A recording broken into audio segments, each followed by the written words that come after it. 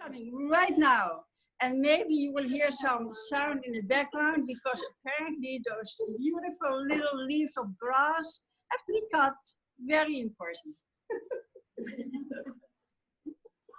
So I want to then continue with what Yoram was talking about, which is about getting ready to receive the Torah and making ourselves into a kli to receive it.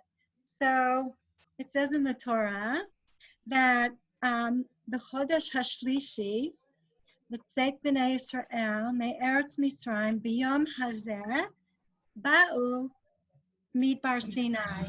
So in the third month, which is this month, Sivan, of the children of Israel's departure from Egypt, on this day, they arrived in the desert of Sinai, and it says, Vayachan Sham Yisrael neged har. So I want to share with you a Torah of Rav Tzadok Cohen, and he says like this. He says that when we left Egypt, we had a tremendous gift. We were gifted with the light, a highest light of Oratika, which is I'll tell you what it is. Anyway, it's the light which comes from Keter. It's not based on reward and punishment. So it's like a light of free gift. Like we left Egypt, free gift. We came to the Yam Suf, and we had visions greater than the prophet Yecheskel, which is another free gift. And then even Matan Torah was like a gift, right? Hashem spoke to us face to face, and when Hashem said, Anochi Hashem Elokecha, it got enrooted in our heart. And when he said, Lo yeh lecha Elohim acharim, it's like the Hara left us. We were like angels.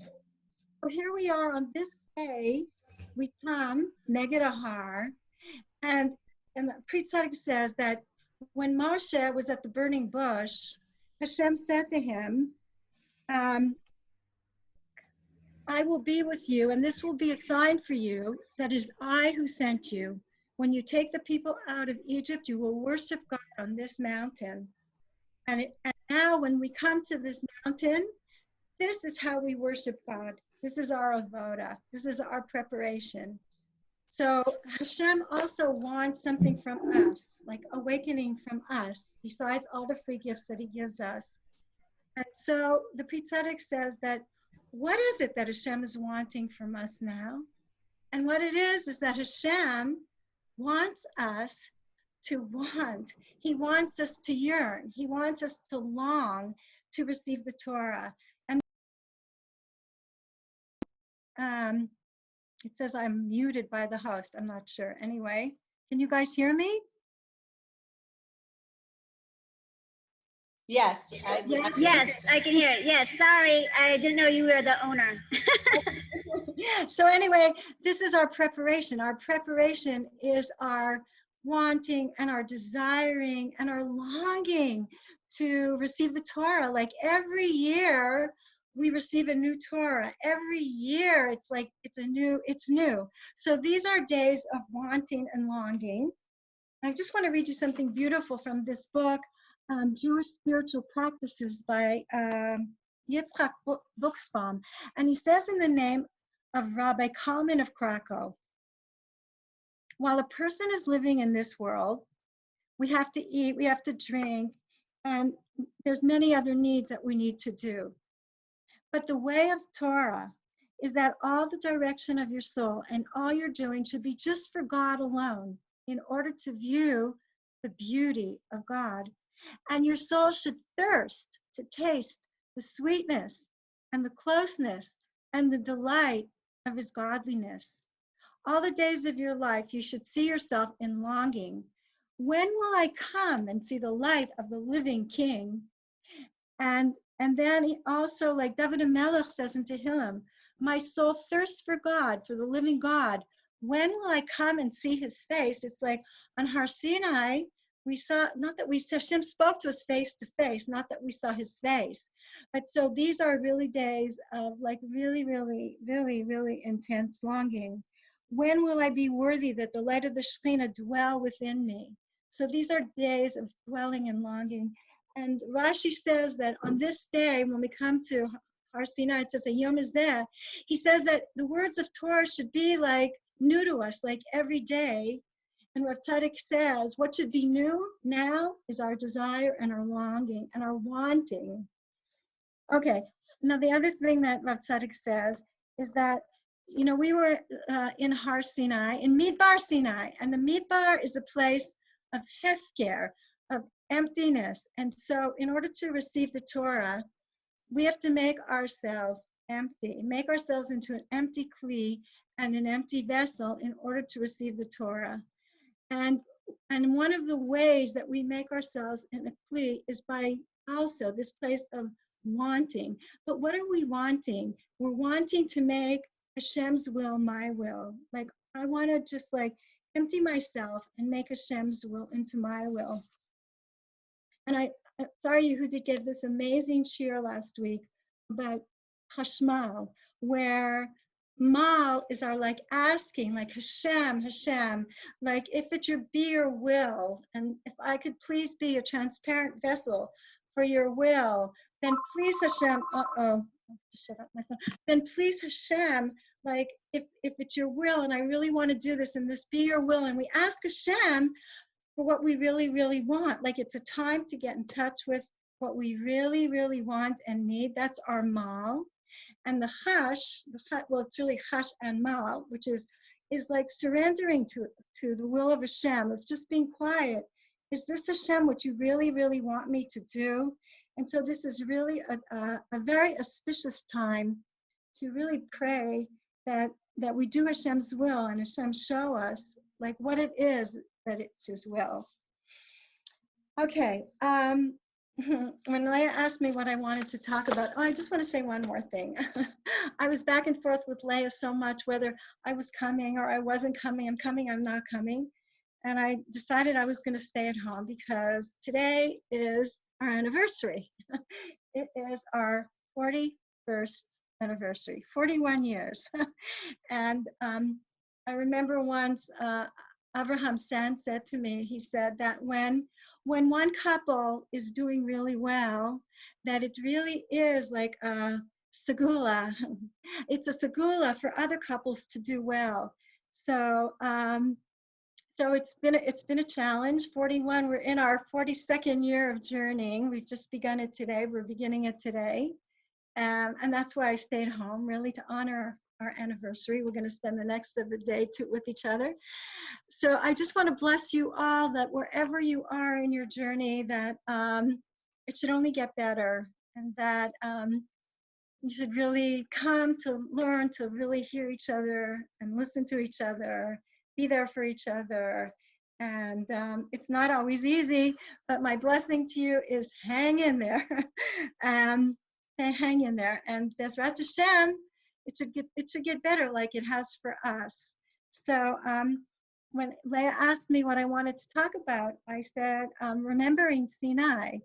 And so, you know, one of the 6 remembrances that we remember every day, remembering that we left Egypt, remembering Shabbat, remembering what Hashem did to Miriam, remembering Amalek, but this one is remembering Sinai. Only take heed of yourself and guard your soul diligently, lest you forget the things which your eyes saw, unless they depart from your heart all the days of your life, but teach them to your children and your children's children, the day that you stood before Hashem your God in Horeb. So it's really interesting, like what did our eyes see, and what shouldn't depart from our hearts? What are we teaching, and what does it mean that we were standing? So I just want to share just a few quick thoughts. So we're commanded to remember the day that we stood before Hashem. And this is a Torah from Visvad Emet. He says that the Zohar says that before the soul came into the world, we were standing before Hashem. So when we stood on Har Sinai, we were like angels. We were free from death. We were like in a totally rectified place. And had we hadn't done the sin of the golden calf, it would have been Yemot HaMashiach. So the rectified soul is called standing, and that's what we're called upon to remember. And the Or Gedaliahu says that Anochi Hashem Elokecha, I'm the Lord your God who took you out of Egypt, and that Hashem is going to take us out again. And this is really a belief in Mashiach. Like just as we stood on Har Sinai back then, like an angel, so too we will again, when Mashiach comes, we will again stand like angels, like gods, freed from the Yetzer Hara, freed from death. And so, okay, angels are called standing, but man is called walking, mahalach. And we have a body. We need to go from level to level. So it's really interesting that Chodesh Sivan is about walking. So according to Sefer Yetzirah, which is very ancient text, every month has a part of the body, it has something that we're working on. So in Nisan, the part of the body was the right leg, and we were working on speech, and we were following Hashem into the desert. In Iyar, the part of the body is Hirhur, like the wanderings of our mind, and the letter was the letter Vav, and how to connect the wanderings of our mind to Hashem. And now we come to Sivan, and the part of the body is the left leg, and what we're doing is walking. So there's so many references in the Torah about walking. Ashrei timimei derech hacholchim b'derech Hashem, like happy or fortunate are those who walk in the way of Hashem. But we just read last week in Parshat Bechukotai, im bechukotai telechu, if you walk in my statutes. So to walk is, I'm saying this from Rabbi Alan Kimpri. He says to walk means to be going in constant spiritual growth, to be moving, to be developing, to be finding new ways that bring us prosperity, that bring us success, that bring us security. So I just want to really bless us. Like now we're really walking to Har Sinai, and just really bless us. We now have two legs, and we want to go straight really to receive a new Torah. So I just want to say a word about the left leg. So usually when the right is used, it's like lev chacham leyamino. It's like the right side is like the rectified side. So like, why the left leg this month? So there's a very famous midrash that David HaMelech, like he would go walking, and then his legs would like take him to the Beit Midrash, to halls of study, to places of tefillah, to places of Torah. So it's like, you know, like when you learn to drive a car, it's like you have to use all your energy to drive the car, but then it becomes automatic. So the tikkun of the left leg is like to take all those desires that are perhaps taking us away from being connected to Hashem, and just they are automatically being put in alignment and brought back into our kavana of getting closer to Hashem. Okay, so I just want to say one thing also about, you know, it says to remember Sinai unless these things depart from your heart all the days of your life. So how do we keep these things in our heart? How do we keep from forgetting what we're learning? I'd like to share with you 3 tips that I saw actually in Mam Loe's. So first of all, he said, if you want to remember what you're learning, say it out loud. Say you're learning out loud. So I've started to do this more and more. As I'm reading, as I'm learning, I'm saying it out loud. And by the way, this is an amazing way to work on our emunah. Like the Slonim Rebbe says, like, to say aloud, to let your ears hear what your mouth is saying. Like, Hashem, I really believe that you only want good for me, and you only want to do good for me. And so the same thing, saying it out loud. And also one more thing of expressing our gratitude to Hashem is an amazing thing. Moda ani lifanecha. Say it out loud many times a day just to be grateful. Be grateful for everything that we have, and we have so much, every breath and everything. Okay, number 2. How do we remember what we're learning? The more you review, the longer it stays in your mind. So like when you learn something or you hear something, say it over and over again, review it. So it goes into you, like it goes into your heart and you remember. And the third thing is be humble and not proud. And the Torah is likened to water. Water runs from a high place to a low place. And this thing of humility is also connected to being like hefker, like being in a place of the desert, in the midbar, of being in a hefker place, of a place of the desert. Okay, I'm gonna end with one more thing, which is seeing what our eyes saw. And 1 minute, let me just see where I have this. Seeing what our eyes saw. All the people saw the sounds and the lightning and the sound of the shofar and the mountain smoking. And when the people saw it, they were shaken and they stood afar off. What does it mean to see sounds? I mean, the lightning makes sense, but to see sounds? So Rashi said that this is like, it's really something miraculous that happened. And I just want to end with something that the Lubavitcher Rebbe said that's really beautiful. The experience of Sinai was not merely a one-time event. Every time we study Torah, we are recreating the revelation of Sinai. We're not only hearing the words of God being spoken directly to us, but our perception of what is meaningful and worthy is enhanced. When we study Torah, our priorities are aligned. The sublime ideas in life, meaning holiness, transcendent, become real and tangible. Each time we study Torah, we are standing on Sinai and we are seeing the sounds. So I'm going to have two more things, actually.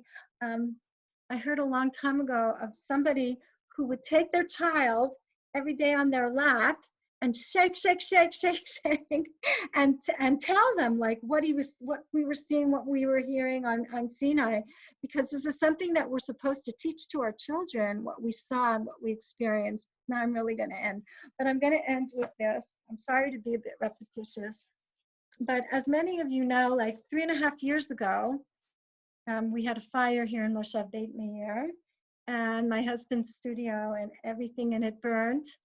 And thank God, you know, we rebuilt it. And I'm saying this also as a chizuk for you people in Moshav Mavo Modi'in, that Hashem should really bless you with rebuilding soon, miraculous rebuilding.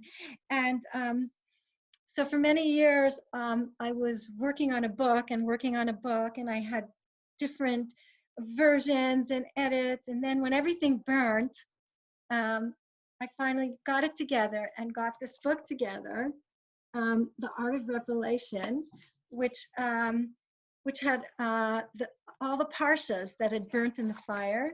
So I just want to read you something that I wrote in the introduction. I was writing about how hard it was because for 3 years, every week, he painted a new painting of the Parsha. And I don't know how he did it. And it was really such a challenge. And I wrote, his challenge was to come up with a new painting every week, and yet to keep the project vibrant and spirited, to make this an affair of heart over time. Keeping the Torah alive and meaningful has been the Jewish people's mission for thousands of years since we received the Torah on Har Sinai. At that time, each one of us and all of us together had a visceral experience of God's greatness, God's glory, God's oneness. Our sages tell us that this intimate, connection was implanted in the soul of each and every Jew forever, and we're commanded to constantly remember the divine glory that our eyes saw on Mount Sinai. To remember what we saw, imagine we saw God descending in fire, setting the mountain on fire. God spoke as his face to face amid the fire. We could see the sounds of his voice talking to us, but his face we could not see. 7 heavens like wedding canopies opened as we glimpsed a vision of God's endless love. And so our marriage began. God was the groom, the Jewish people the bride, and the Torah the marriage contract. The wedding ceremony took place under a mountain quaking with fire to an acoustic accompaniment of thunder, lightning, and blasts of shofar. So I just want to bless us all that we really feel that the Torah is it's the marriage contract. And I want to bless everybody that your marriages should be mamash amazing, and you should really mamash get closer to each other face to face. And anyone who is not yet married, just blessings that you meet your zivug. Okay, ladies, Chag Sameach. Amen. Beautiful. Beautiful. Toda rabah. Thank you so much, Meira. Thank you all. Meira, was really very inspiring. Thank you. Oh, thank you. I'm so glad just to get the brachas. Amen. 1 second. Thanks, Meira. It's amazing. Always, always, always.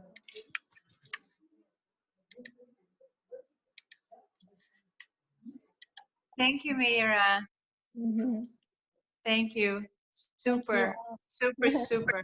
And happy, happy, happy anniversary. May you continue growing in your love for each other and your light to Klal Yisrael. Amen, amen.